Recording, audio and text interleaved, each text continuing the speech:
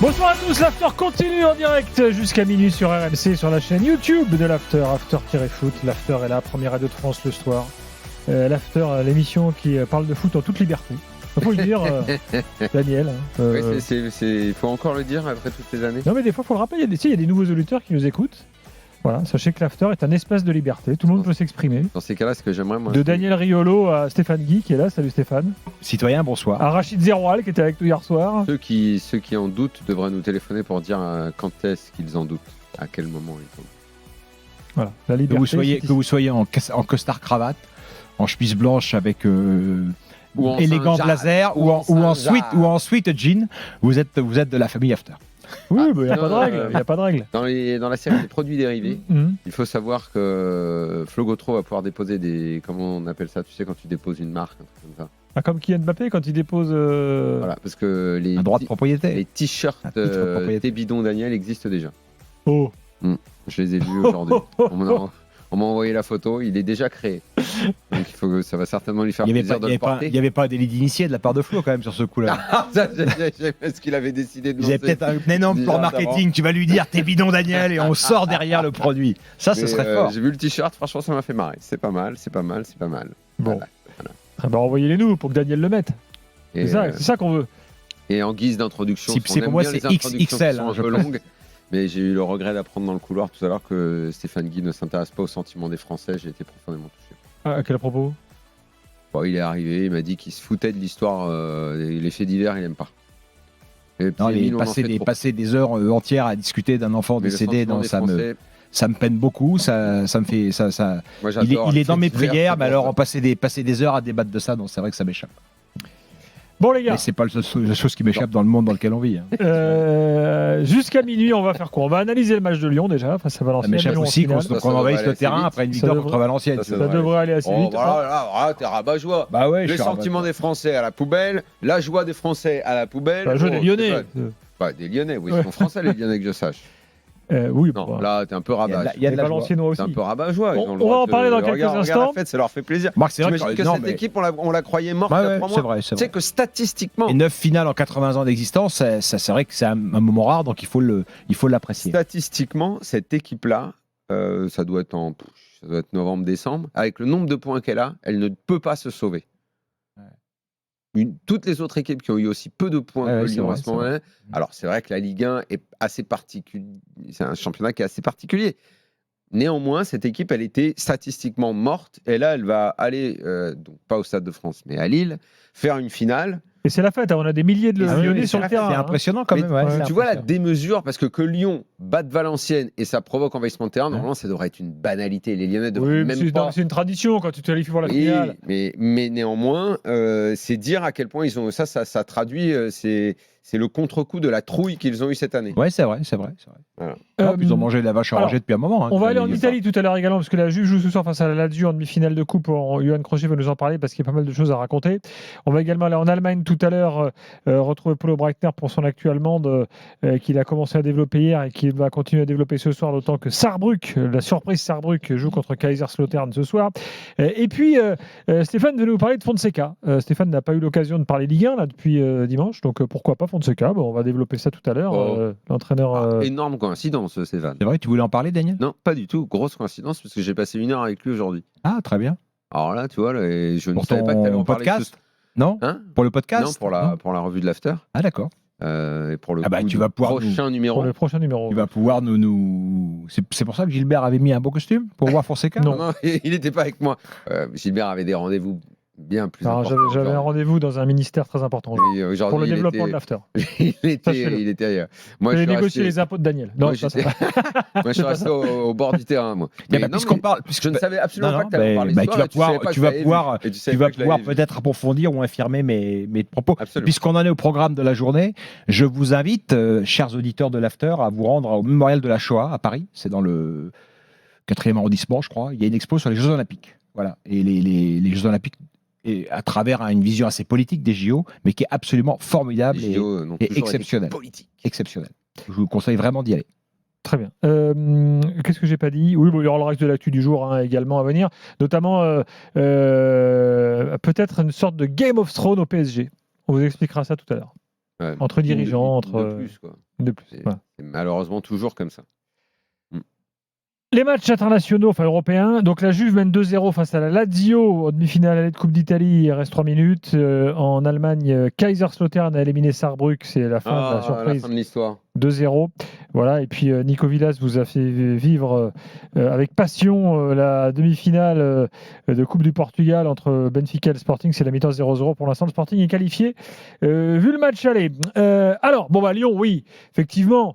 Alors, on peut considérer que la fête d'après-match est un peu démesurée par rapport au suspense de la rencontre et à l'adversité, parce que Valenciennes est quand même dernier de Ligue 2 et que donc, en gros, Lyon a géré son match. Même si, quand même, il y a eu 2 décisions de VAR qu'on peut quand même analyser. Moi, je suis pas convaincu qu'il y ait péno et je suis pas convaincu que le but pour Valenciennes n'est pas valable. On en parlera peut-être un petit peu après, mais juste parce que l'analyse du match, elle sera somme toute assez rapide. Oui, il y a un bonheur immense, et on l'a dit, c'est parce que quand tu as beaucoup souffert et quand tu as cru le pire, même quelque chose qui doit être un bonheur simple devient un immense bonheur. Après, que Lyon soit supérieur à Valenciennes, qui est vraiment une équipe bien faible, hein, vraiment, et tu vois pas à quel moment ils peuvent inquiéter l'OL. Ils sont venus, ils ont mis 5 joueurs derrière, ils se sont dit si on a une opportunité en contre-attaque, on la prendra. Mais dans les intentions, dans ce qu'ils voulaient faire, de toute façon, Lyon est largement au-dessus. Et puis une fois que tu as dit ça, tu peux un peu parler des joueurs, de cette équipe qui, malgré tout, même si elle est très supérieure, tient quand même beaucoup sur Lacazette, hein, quand même, qui est là, qui est le joueur au-dessus du lot dans cette équipe. Je ne sais pas si sans lui, ça aurait été si facile. Mais mine de rien. On peut parler de Lacazette tout de suite. Vas-y. Parce que Lacazette est quand même le gars qui est ignoré totalement par Deschamps depuis. Pas 7 ans. Excuse-moi. Mais oui. À quel titre c'est fini? Non, mais Lacazette, moi je rappelle toujours ça, il a fini son parcours en bleu sur un doublé en Allemagne. C'est quand même des joueurs qui terminent leur carrière en bleu. Je pense, j'espère que je dis pas de bêtises. À quel titre est-ce que Kolo Muani aujourd'hui est meilleur que Lacazette? Alors ça, pour le coup, au-delà de la qualité des joueurs, ça, moi je comprends parfaitement. À partir du moment où tu as un sélectionneur qui monte un groupe, que lui considère, c'est sa façon de faire. Attention, je ne dis pas il a raison ou pas. Je décris comme. Non, mais moi je comprends aussi sa logique. Lui, il construit un groupe. Je vois Lacazette ce soir. Il y a l'Euro là dans quelques semaines. Il ne fait pas rentrer. Non, mais il ne veut pas faire rentrer de gens extérieurs au groupe qu'il a constitué. C'est pour ça qu'il s'appuie. Par exemple, la dernière fois, quand il y a eu. Il fait rentrer Kolo Muani. Kolo Muani, c'est un joueur qui est rentré dans le groupe, Daniel, à un moment donné. Est-ce qu'il n'aurait pas pu rappeler, effectivement, moi je trouve que la question est bonne. Oui, vous ne m'avez pas laissé finir comment lui il réfléchit. Non, mais parce que je voulais faire une parenthèse. Dans le dernier rassemblement, tu as eu un milieu de terrain qui s'est blessé, qui est parti. C'était un milieu de terrain qui a quitté le groupe. Enfin bon, bref. Qui l'a rappelé immédiatement? Gendouzi. Alors que bon, Gendouzi, il est parti à la Lazio, club moyen. Donc l'équipe de France, c'est un club fermé. Exactement. Exactement. Lui, il le voit comme ça parce que son fonctionnement. Et d'ailleurs, regarde à quel point ça lui a pesé de faire revenir Benzema. Et pourtant, Benzema devait revenir avec ses performances en club, c'était monstrueux. Il a cédé à la pression pour le faire revenir, pour en fait ensuite se dire ça va pas. Il était embarrassé par ce truc-là. Il était embarrassé par ça. Alors là où tu as raison, c'est à un moment, il s'ouvre bien pour des mecs nouveaux qui arrivent. Mais le truc, c'est que quand le mec est là, s'il note un accro, un truc, j'en sais rien moi, pour caricaturer, si le mec il a pas pris le bon yaourt en dessert, c'est fini, tu dégages. Et Lacazette, c'est ça qui s'était passé. Il avait il a dû être dans son esprit un problème de comportement. On sait pas. Broutille, si, c'est ce qu'il s'est toujours dit. Et hop, c'est terminé, tu ne reviendras plus. Bon bah voilà. Enfin bon, sportivement, et ça se justifie. Il doit considérer que c'est un titulaire ou rien. C'est-à-dire que il doit pas être un bon coéquipier lorsqu'il joue pas. Imagine que Deschamps, il a été élevé. Giroud est un excellent coéquipier. Deschamps, il a été élevé il a grandi dans le foot avec l'idée d'Aimé Jacquet, qui a été à un moment de dire à 2 joueurs qui étaient extraordinaires et qui avaient largement leur place dans l'équipe de France, à savoir Ginola et Cantona, vous ne venez plus. Parce que pour le groupe, il y a un problème. Il a vu où ça a emmené Aimé Jacquet. Il a toujours fonctionné de cette façon-là. Il a toujours fonctionné comme ça.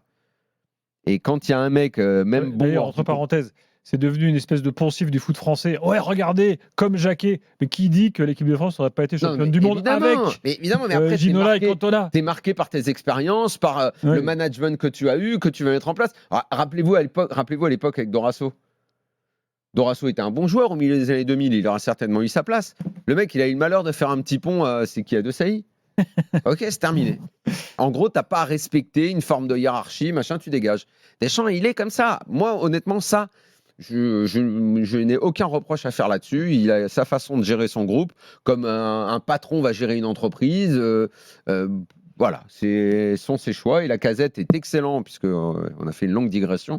Ce soir, il tient l'équipe, ce gars-là. Il tient l'OL. Je pense surtout, parce que bon, évidemment, le débat de l'équipe de France est toujours récurrent avec lui aussi, mais je pense surtout à Fabio Grosso, quoi. Je me dis, mais comment, quand tu es entraîneur au quotidien d'un joueur comme ça, à Lyon, dans cette période-là, tu as pu, à un moment donné, te dire que ce joueur-là n'était pas incontournable. Il y a des fois, les coachs, et je ne cherche pas par spécialement Grosso, hein, mais il y a des coachs comme ça qui font une fixette sur un joueur, et on s'étonne que ça puisse se produire, encore plus quand c'est un joueur de la dimension de la Casette. Fait une fixette. Il avait à ce moment-là considéré que les performances étaient très en deçà, ce qui était vrai. Et pour le sortir, alors je signale que pour d'autres coachs, on dit pour le piquer. Et ça marche et ça passe pour être du génie. Pour la Casette, non seulement ça n'a pas marché, mais je doute en fait que ce genre de choses avec des joueurs qui sont aussi importants dans une équipe servent réellement à quelque chose. Mais effectivement, non, mais moi je doute pas, Daniel. Moi je pense que si tu fais le parallèle avec Enrique et Mbappé, il piquera jamais Mbappé. Mais Grosso n'a pas piqué la Casette. Non, voilà, évidemment, c'est ridicule. Il y a des mecs qui dans des clubs, je sais que ça fait chier certains entraîneurs et effectivement. Il faudrait toujours que le collectif soit dessus, mais parfois, il se trouve qu'il y a des moments précis dans l'histoire de certains clubs où tu as des mecs, c'est très compliqué dans l'équilibre du vestiaire de jouer au King avec lui. Quand tu es entraîneur, c'est quand même une bénédiction d'avoir la Casette dans ton équipe. D'ailleurs, quand il marque le deuxième but, je crois, on voit ses partenaires autour de lui, on voit que c'est un leader pas seul de jeu, leader de cœur aussi, on voit qu'il y a une affection pour lui. Plutôt que de mettre tout le monde sur le même pied d'égalité, il fallait certainement aller voir avec lui ce qu'il n'y avait pas ou ce qu'il n'y avait pas. Mais de toute façon, la Casette n'a pas été très dure avec Grosso. La Casette a plutôt été, je trouve, assez fair-play et élégant quand il a dit que très probablement, il aurait fallu que Grosso arrive dès cet été pour que tout le monde se comprenne et pour qu'il mette sa méthode en place. La Casette n'a pas du tout été vindicatif. Moi, je l'ai trouvé plutôt élégant avec Grosso, d'ailleurs, là-dessus. Bon, revenons à l'OL, donc, et tout de même à cette saison folle, puisqu'il y a quelques mois de cela, l'OL était annoncé comme quasi en Ligue 2 et aujourd'hui en finale de Coupe de France. Et bon, l'OL va se maintenir. Voilà, il n'y a plus maintenant de suspense là-dessus. Mathieu est avec nous au 32-16. Salut Mathieu. Oui, bonsoir. Bon, qu'est-ce que tu veux nous dire ce soir après cette qualif en finale de Coupe ? Alors déjà, je fais juste un petit préambule parce que je suis ravi que Daniel et Stéphane soient là. Daniel parce qu'il a quand même intellectualisé le football depuis plusieurs années et c'est un plaisir de le suivre.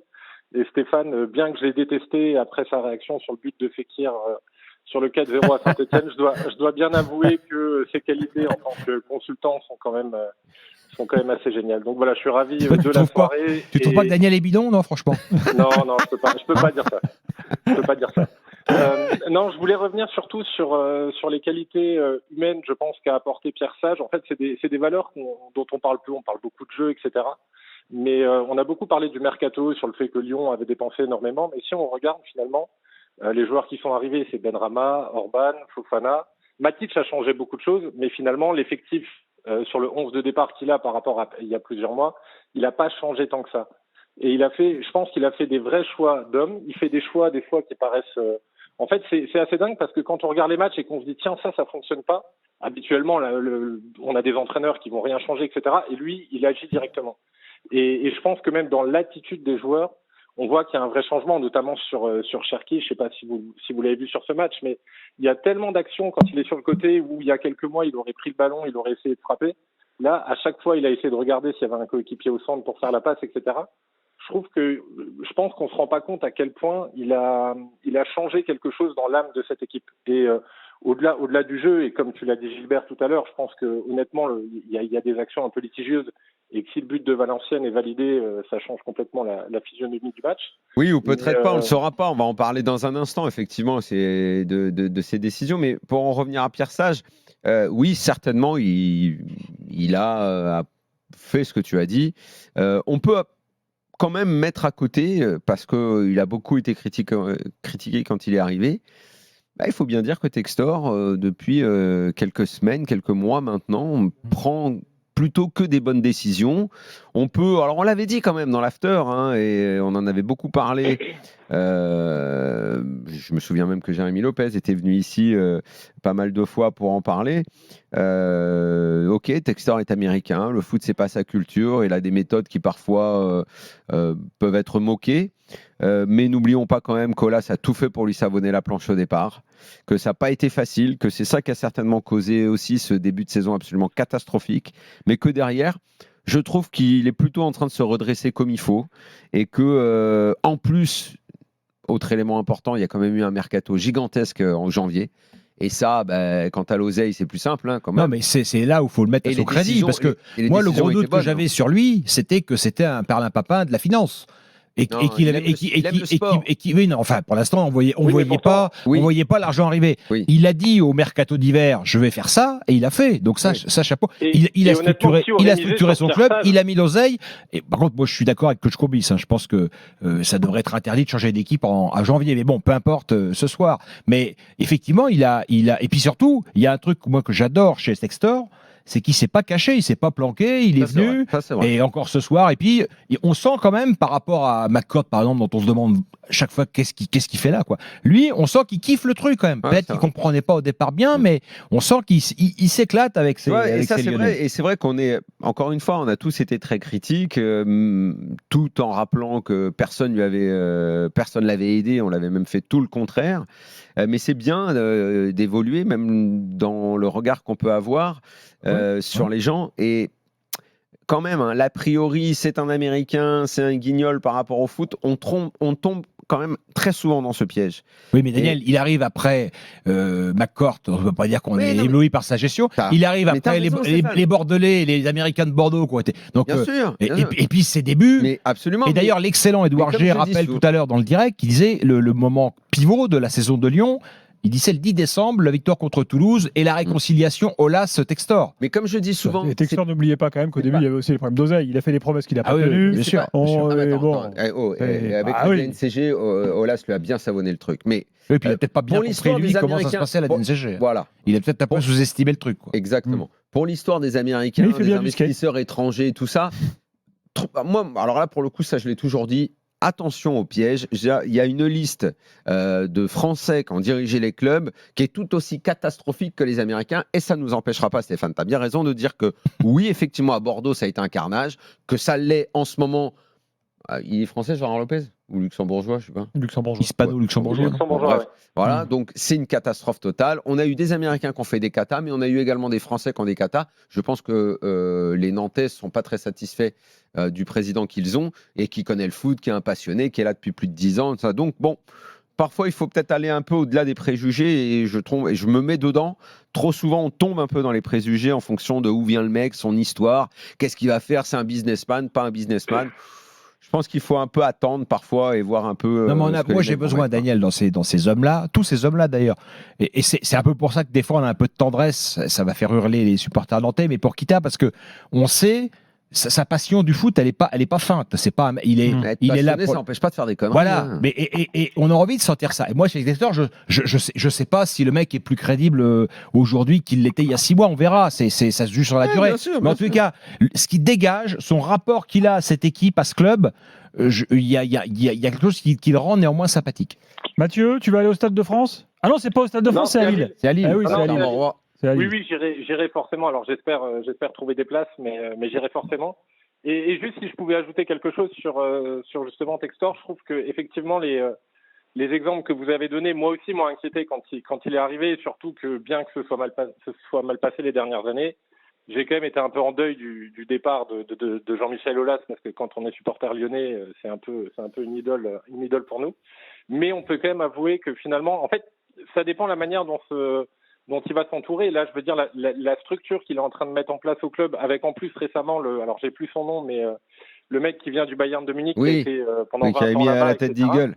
Et je pense que sincèrement, on a quand même mangé notre pain noir là depuis quelques années, mais sincèrement, quand on voit la structure qu'on est en train d'avoir avec des infrastructures déjà existantes qui ont été et qui là sont du fait de Jean-Michel Aulas, je pense que si tout se goupille comme en tout cas en tant que supporter lyonnais, on peut l'imaginer, on peut espérer effectivement des jours meilleurs. Et pour le coup, c'est se retrouver là aujourd'hui. Mais en même temps, de France après la saison qu'on a eue. Ouais. C'est quand même assez mais Ami incroyable. Lyonnais, tranquille, parce que Lyon en championnat remonte de la, je sais pas, de la 15e ou la 17e à la 8e place, c'est quand même pas un exploit vu les moyens du club. Et que Lyon en Coupe de France gagne tous ses matchs à domicile pour se hisser en finale et battre Valenciennes en demi-finale. Voilà, il n'y a pas de quoi non plus. C'est pour ça que moi je comprends en même temps, parce qu'il faut profiter du moment, de l'instant et de la joie, et suivre un club de foot, il n'y a pas des moments de joie toutes les semaines. Donc il faut profiter de ce moment-là, mais tranquille, quoi. Dans un instant, on conclura sur ce match avec Gaëtan au 32-16 et ensuite on ira en Italie. Et on dira en Allemagne. Parce qu'il va y avoir un gros sujet. On n'a pas encore mi-avril autour de l'entraîneur de l'OL. Ceux qui disent il faut qu'il reste, machin, ça ne sera pas si simple. Alors, d'autant que Mathieu en a parlé, on n'a pas rebondi, mais il faut qu'on parle un peu plus en avance de Pierre Sage. Gaëtan va en parler lui aussi. On se retrouve tout de suite dans l'after en direct. RMC jusqu'à minuit, l'after foot. Gilbert Bribois.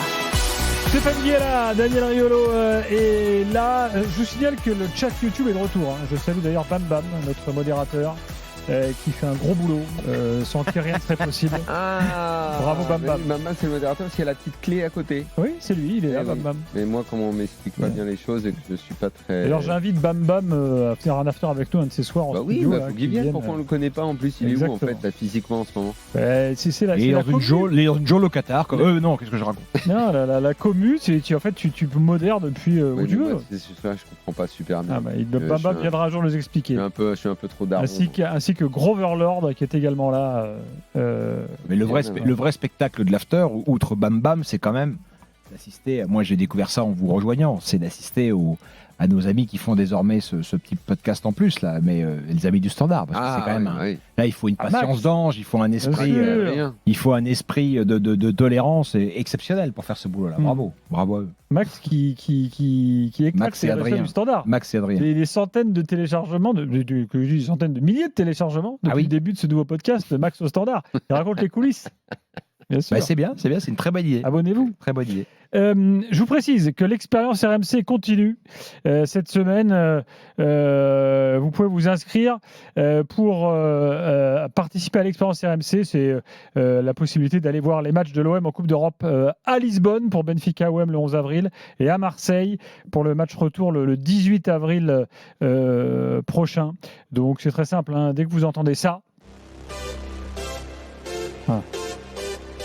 il faudra réagir déjà entendu ça quelque et vous part, inscrire en envoyant OM par SMS au 732-16. Paul Vecchio, notre réalisateur, quand il pousse son bouton pour lancer Jam de immédiatement, il a une crise d'urticaire. À chaque fois, ça lui donne des boutons, mais il n'a pas le choix. Tu peux me le remettre, Paul, pour voir?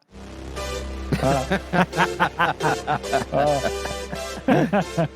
Gilbert, une question sur le chat. Sofiane Ronaldo, c'est à toi, il te parle à toi. Gilbert, à quand un after au Maroc?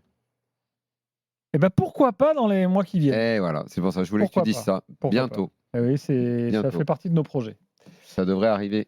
Pierre Sage, parlons-en. Oui, alors. Vas-y. Non, d'abord, juste après, parce qu'effectivement, les supporters lyonnais en ce moment sont plutôt favorables à ce qu'il reste au club. Je disais, c'est pas si simple, parce qu'en fait, vous savez qu'il n'a pas le diplôme. Et que c'est un vrai problème parce qu'il devait les passer en avril. Alors c'est marrant parce que justement à l'instant, je crois Textor, si on en croit ce petit message envoyé par Thibaut Leplat, Textor aurait dit keep the family together. En gros, en répondant à la question par rapport à rester ensemble. Sauf qu'il ne peut pas passer ses diplômes parce que vous savez que le système qui est le nôtre à la DTN empêche les gens comme Pierre Sage de passer le diplôme. Il n'a pas les prérequis pour passer le diplôme. Et ça va être un vrai sujet parce que, de toute façon, c'est officiel, je peux vous le dire, ils vont l'empêcher de passer ses diplômes, il ne pourra pas le faire. Parce que de toute façon... je ne comprends pas pourquoi. Il a commencé la formation ou pas du tout? Alors, c'est super compliqué ces histoires de formation, je ne maîtrise pas tout dans le domaine, mais en tout cas, il ne remplit pas les conditions pour pouvoir le passer, ce diplôme. C'est pour ça que Lyon paye à chaque match une grosse amende. Si Textor veut le garder, et apparemment c'est la tendance, il continuera à payer l'amende. longtemps avant qu'il puisse passer. Je pense qu'une des conditions sera le nombre de matchs qu'il va diriger en Ligue 1 avant de pouvoir passer ce fameux diplôme. Et ce que j'étais en train de te dire, c'est qu'il y a pas mal de gens dans le milieu du foot qui, de toute façon, l'attendent au coin de la rue avec le couteau pour dire si vous l'autorisez, lui, à passer les diplômes, sachant que nous, on est empêché de passer les diplômes depuis longtemps parce qu'on n'est pas un ancien pro, parce qu'on n'a pas dirigé assez de matchs en Ligue 1, parce qu'on a ceci, cela. Alors là, ça va être le bordel. Donc, Pierre Sage ne pourra pas passer ses diplômes. Donc, c'est aussi le truc hallucinant de notre système à nous, quand on dit que ce diplôme-là, il est fermé, et que si tu n'es pas du Sérail, si tu n'as pas été un ancien joueur, si tu n'as pas été ceci, c'est très compliqué. Bah, Pierre Sage, il est confronté à ça. Il en est l'illustration. D'accord. Alors lui, il n'est pas révolutionnaire dans l'âme, il ne va pas foutre le bordel, Pierre Sage. De toute façon, il n'a rien à dire, parce que de toute façon, on va l'empêcher. Et ça prendra plus de temps, et donc Textor, s'il décide de le garder, il devra payer une amende à chaque match. Mais ce sera intéressant, pas ce soir, mais dans les prochaines émissions, de nous faire le point sur ça, Daniel. Oui, bah on en reparlera. De comprendre quels sont les... Ça devait être mi-avril, les examens, et de toute façon, il ne peut pas y aller, c'est sûr. Gaëtan, bonsoir. Bonsoir, l'after. Gaëtan, tu voulais justement parler de Pierre Sage, toi qui es supporter lyonnais. Bah oui, quel changement. J'avais appelé en fin août, début septembre, j'avais appelé l'after en disant que j'étais très inquiet pour Lyon, qui était en voie de bordelisation. Alors pas bordélisation, bordelisation, qu'on allait finir comme un club inconnu de Ligue 2, en Ligue 2. Et jusqu'au mois de décembre, comme a dit Daniel, c'était couru d'avance qu'on allait tomber, quoi. Il n'y avait pas de débat. Et voilà, un peu à l'image de Rennes avec Julien Stéphan. C'est rare que les changements d'entraîneur on passe du noir au blanc d'un coup, aussi brutalement. Il a su trouver une alchimie. Alors, il a sans doute pas le charisme de Churchill, pas la technique de Guardiola, mais il a réussi à faire quelque chose, et c'est remettre la Casette droit dans ses pompes, qui était, faut pas oublier que là, il est excellent, mais la première partie de la saison, il était en difficulté. Et là, il a remis sur selle. Et quand j'entends qu'il n'a pas le droit de passer ses examens, parce qu'un examen, par définition, c'est pour voir si on a le niveau. Que ce soit un examen scolaire ou un examen Absolument. Dans la vie professionnelle, c'est pour ça. Et donc, on l'empêche de voir. S'il n'a pas son diplôme, bon, il n'a pas, point. Mais là, on l'empêche de voir. Donc ça, c'est hallucinant. Non, mais en même temps, si tu veux passer un master, il faut que tu aies la licence. Hein. Voilà, ça, c'est pas le foot, hein, ça, c'est la vie. Hein. Non, mais donc, oui, sauf que... S'il y a des prérequis, s'il y a effectivement des éléments qui doivent être réunis pour prétendre au diplôme et qu'il ne les a pas réunis... Il va faire quasiment une saison en Ligue 1. Oui, bien sûr. Ça devrait être permis. Le problème, c'est que les équivalences, quoi. Elles sont déjà, il y a souvent les équivalences. Oui, ça c'est vrai. Le problème, c'est que le système, il est monté en France pour vraiment empêcher des mecs comme Pierre Sage de passer ce diplôme parce qu'on veut le garder pour l'ancien joueur. C'est un peu pénible quand même. Que le gars, tu vois, voilà, maintenant il est à Lyon, il va faire une moitié de saison. Bon, permets-lui juste de passer le diplôme, quoi. Exactement. Bon, Gaëtan, toi, tu veux le garder ? Bah oui, je vais le garder, et je vais rajouter deux choses. Là, par contre, on peut plus se permettre de passer une saison sans Coupe d'Europe. Donc là, vu qu'en championnat, ça va être compliqué, parce qu'au-delà du nombre de points, il y a aussi le nombre de places qu'il y a devant, parce que il y a quand même 4 places on est 10e, donc pour atteindre la 6e place, il en faut donc 4, donc ça va être compliqué. Et on peut plus se permettre de plus avoir de Coupe d'Europe, que ce soit pour les supporters, pour le football, ou tout simplement financièrement, pour être beaucoup plus prosaïque. Donc voilà, il a pas le choix, il faut qu'on gagne cette finale. Et donc, mais je suis quand même content, parce que si j'étais au stade, je pense que j'aurais envahi le terrain, parce que d'où on vient, c'était incroyable.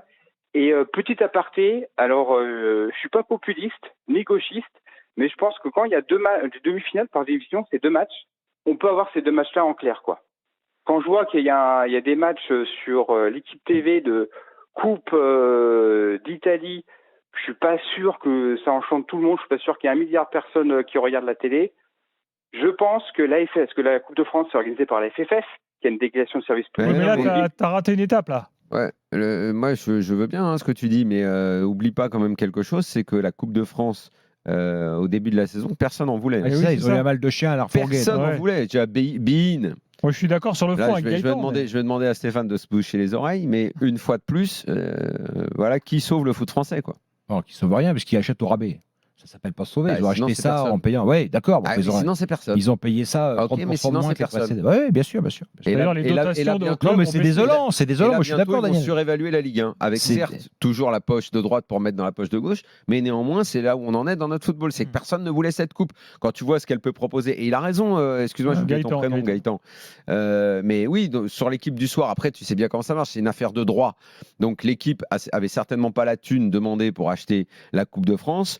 À mon avis, acheter la Coupe d'Italie, ça devait leur coûter beaucoup moins cher, ils l'ont acheté. Ils la diffusent. Et la Coupe de France que personne ne voulait a été achetée une bouchée de pain par Bein qui a rempli sa grille. Donc après, Il y a je une des comprends ce que tu une dis. des deux demi-finales en exclusivité qui était celle du soir. Voilà. Et après, donc, exactement. Après, il y a le partage parce que tu as la chaîne en clair qui choisit de diffuser PSG Rennes plutôt que Lyon-Valenciennes. Et honnêtement, au-delà du fait que tu sois supporter de Lyon, si tu es patron de chaîne, je pense que tu fais la même. Oui, mais ça, je suis totalement objectif. Je pense que oui, tu oui, non, mais diffuses bien sûr, PSG deux Rennes matchs toi de Ligue aussi. 1, deux grands clubs de Ligue 1, il n'y a pas de problème. Mais Oui, mais il n'y a pas de chaîne en clair qui était capable de diffuser le match de ce soir en clair, justement, parce que ça leur coûtait de l'argent et qui préfèrent mettre en face n'importe quel programme qui fera plus d'audience. Cherche pas plus loin, hein, c'est ça. Hein. Oui, mais à ce moment-là, que le service public ne s'appelle pas service public et qu'il ne nous fasse pas des.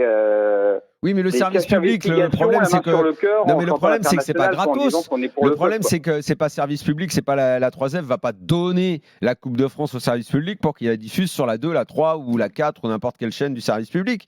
Ils vont pas la donner gratos, tu vois, parce que sinon. Non, mais il y a juste milieu, quoi. Ils payent un match de Coupe de France par journée. Ils payent pour avoir un match, comme dit Stéphane, qui est leur match prime qui est, mais c'est tout. Après, tu vas pas leur donner gratos. Parce que de toute façon, sinon, si c'est gratos, les clubs, tiens, il y a de grandes choses, quand il n'y a pas d'oseille, qu'ils la jouent beaucoup moins. Rappelle-toi qu'à un moment, il y a quelques années, les joueurs se déchiraient beaucoup plus pour jouer la Coupe de la Ligue que la Coupe de France, parce qu'il y avait plus de thunes dans la Coupe de la Ligue. C'est souvent dans les compètes où il y a des thunes que les mecs se tuent un peu plus sur le terrain. C'est ça la réalité en vrai, Gaëtan. Merci Gaëtan. Juste sur Textor, avant qu'on parle un peu de Valenciennes tout de même, sachez qu'en parallèle aujourd'hui, il a mis le feu au Brésil. Oui, parce qu'en fait, il a déclaré là-bas, depuis Lyon, qu'il avait des preuves formelles de corruption de championnat au Brésil, d'arbitre et de club. Donc il a dit, moi je m'en fous, je mets le feu, je vous le dis, je vais tout balancer. Et là, il y a le club de Palmeiras ce soir qui porte plainte contre Textor, parce qu'apparemment ils sont visés. Donc voilà, le père Textor, il envoie. Voilà, c'est sa journée là. Très bien. Et voilà. Allez, un mot sur. Il y a un côté, on peut être d'un certain côté admiratif de ces hommes qui sont capables sur plusieurs continents d'être. C'est à Lyon, faire la fête à Lyon, s'occuper de la corruption au Brésil. Virer Irles à Molenbeek en même temps, tout ça, c'est quand même. Et faire du skate au skatepark de Lyon. Il y a quand même des jeunes du quartier. On n'est pas tous égaux. Combien tu penses qu'il y a de téléphones? Un téléphone pour gérer chaque club, tu ferais ça, toi? Comment tu t'organiserais? Et on ne sait rien de la vie privée de John. Tout sur le même téléphone, c'est impossible. Parce qu'après, tu t'embrouilles dans les messages. Déjà, moi, ça m'arrive de m'embrouiller dans les messages. Ouais, peut-être qu'ils gèrent comme ça, je sais pas. Bon. C'est un club. Allez, Valenciennes, les gars, tout de même. Valenciennes qui est en demi-finale, c'est un beau parcours pour les Valenciennois qui sont en galère en Ligue 2. Sébastien est avec nous. Sébastien, bonsoir. Oui, bonsoir. Je crois que tu n'es pas content de l'arbitrage, là. Non, pas trop. Non, pas trop. Déjà, je voudrais vous dire bonjour à vous trois. Écoute, merci et bonjour à toi. C'est la première fois que je passe. C'est super tu es le bienvenu, tu es chez toi. C'est sûr, on parle pas beaucoup de Valenciennes. Hein. Ouais, moi, j'estime que après le but refusé de Valenciennes, le pénalty accordé à Lyon, j'aurais été Valenciennois, je quittais le terrain, quoi. C'est quand même un petit peu scandaleux, quoi. Tu trouves que c'est deux décisions scandaleuses, vraiment? Ouais, déjà surtout sur le but de Valenciennes, déjà. Je trouve que franchement, je vois pas où. Là, en fait, on a une nouvelle illustration des problèmes de VAR. C'est-à-dire que sans le VAR, le but est sans doute validé. Et validé. Elle l'a validé. Sans le VAR, y a-t-il penalty? Je ne sais pas. Bref, donc. Donc je pense qu'à un moment donné. Sans le VAR, le but est validé, il y a penalty. Non, mais il n'y a aucune image claire. Ouais. Non, mais je veux dire, sans le VAR, les décisions de Madame Frappard, c'est but accepté et penalty. Exactement. Voilà. Donc je pense qu'à un moment donné, il faut un peu arriver à coordonner tout ça, quoi. Moi, je suis ni supporter de Valenciennes ni supporter de Lyon. J'ai regardé le match sur ma tablette chez moi. Et j'ai trouvé vraiment les décisions scandaleuses. Donc je pense qu'il faut à un moment donné revoir un petit peu tout ça, quoi. Parce que j'étais ni pour l'un ni pour l'autre. Je voulais que le meilleur des T'es deux pour qui, gagne. toi? On peut savoir pour qui Alors, tu tu es es? Valenciennois quand même. Non, pas du tout. Non, Ah bon franchement, non, Ah, je suis supporter de Marseille. Ah bon oui, rien à voir. Ah bah non, mais Max, qu'est-ce qu'il fout, Max? Là, il m'a mis sur l'affiche que j'ai devant moi Sébastien, supporter de Valenciennes. Il s'enflamme, Non, Max. non, On a dit du bien Ah, de lui, mais il Max, s'enflamme. mais- Max, toi Ça y qui est. fais un Non, podcast, il tu vois, s'enflamme. Il est de Valenciennes, il supporte l'OM. À lui Non, tout non. seul, il est l'affaire OMVA. Non, pas du tout. Moi, T'es le petit-fils de Jacques Ménic ou quoi? Dis-nous. Moi, je suis né à Reims. Je suis né à Reims et j'ai traversé un petit peu toute la France. Effectivement, j'ai passé un peu de temps à Marseille et Marseille. Ah oui, il n'y a aucun vu la rapport ferme- avec Valenciennes. Ah, Tu bon, vis on pas va- à Valenciennes, t'es Non, jamais non, foutu les pieds à Valenciennes. On va s'expliquer avec Max dans le podcast. Non, je l'avais foutu les pieds à Valenciennes, mais c'était juste par rapport au jeu, quoi. Je veux dire, par rapport à pour être, quand on est footballeur, qu'on aime le jeu, qu'on aime que les décisions soient. Bon, écoute, Ouais, puisque juste. tu en parles maintenant, tu nous fais en gros une petite passe en profondeur. Effectivement, moi, ce qui me dépasse au-delà des décisions qui, à mon sens, effectivement, sont pas bonnes, plus que contestables, aussi bien le but refusé que le péno donné, c'est qu'en fait, bon, moi, j'entends bien, faut pas en faire un cas personnel et je déteste justement quand on attaque quelqu'un pour ce qu'il est. Donc, je ne dirais pas que c'est parce que c'est une femme, surtout pas. C'est pas ça le problème. Comme je le dis à chaque fois que je parle d'elle, d'ailleurs, le problème, c'est qu'elle est nulle. Et que On parle de Stéphanie Frappard. et le problème, c'est que justement, moi qui n'aime pas qu'on parle des gens pour ce qu'ils sont et pas pour ce qu'ils font, c'est qu'elle a été mise là parce que c'est une femme. Et c'est ça le vrai problème. Moi, ça me désole d'être obligé de dire qu'elle est nulle, mais en fait, elle arbitre en se disant de toute façon, je vais contrôler le VAR. On va m'appeler. Et en fait, elle passe son temps à faire Ça, il n'y a pas qu'elle qui le fait, hein. C'est tout le monde qui. C'est beaucoup d'arbitres. Hein. Que ce soit la tendance de l'arbitrage aujourd'hui, c'est vrai. Mais elle, c'est vraiment une grosse particularité. C'est en fait, elle arbitre comme ça, un peu au petit bonheur la chance. Et puis elle dit, oh, de toute façon, je fais une connerie, on va m'appeler. Et en fait, elle passe son temps à vérifier. Et quand tu vérifies, entre le concept de l'erreur manifeste, je revois les images, mais les images, qu'est-ce qu'elles disent? Par exemple, sur le but refusé, elle va voir pile l'instant du contact. Et si tu vois pile l'instant du contact, il y a contact entre Valenciennois et le Lyonnais. Sauf que c'est pas ça l'histoire. C'est deux joueurs qui courent et qui, en gros, se tamponnent. Et au moment de se tamponner, effectivement, il y a un geste qui fait faute. Mais il n'y a pas d'intentionnalité de la faute. Il n'y a pas faute. Il y a juste un contact avec un mec qui tombe et l'autre qui reste debout. Mais si tu grossis et tu agrandis et au ralenti pile le contact, tu peux dire qu'il y a faute. Top Lacazette, tiens, on peut l'écouter. Il y a faute là-dessus. Le héros du soir. On a su maintenant utiliser cette force, cette force pour s'en sortir et maintenant on est beaucoup mieux. L'histoire, c'était peut-être celle aussi de Pierre Sage, on a entendu. Alexandre Lacazette, on n'entend pas malheureusement les questions, mais on parle de Pierre Sage. Oui, même à la mi-temps, les mots qu'il a eus, le changement tactique qu'il a effectué, on a pu voir une différence directe. Donc, c'est sa victoire, c'est beau et bravo à lui et merci à lui. Qu'est-ce qu'il vous a dit à la mi-temps? Qu'on ne respectait pas les consignes. On n'allait pas s'en sortir si on ne respectait pas. On avait déjà eu la première alerte avec le but qu'ils ont mis. Donc on a su écouter son bon discours et nous avons mis le revanche. Qu'est-ce que vous avez dit aussi trop plus jeune? Parce que les soirées comme ça, J'ai rien dit. Vraiment, j'ai été concentré sur ce match. J'ai pas envie de perdre d'énergie. Comme je l'ai dit en conférence, ce genre de match, je pense qu'on n'a pas besoin de parler de motivation. On veut juste gagner et donner le meilleur de soi-même. Voilà pour Alexandre Lacazette. Et puis pour finir sur le débat Stéphanie Frappard, je vous lis un tweet de Jennifer Mendelevich qui participe régulièrement à Génération After, qui est agent et qui écrit ce soir: toute l'année on veut plus de femmes dans le foot et puis on voit un match de Stéphanie Frappard. Voilà ce que nous dit Jennifer. C'est dur. Le péno aussi, soir. c'est bizarre le péno. Je comprends pas le péno là-dessus. Bon, okay. Très bien.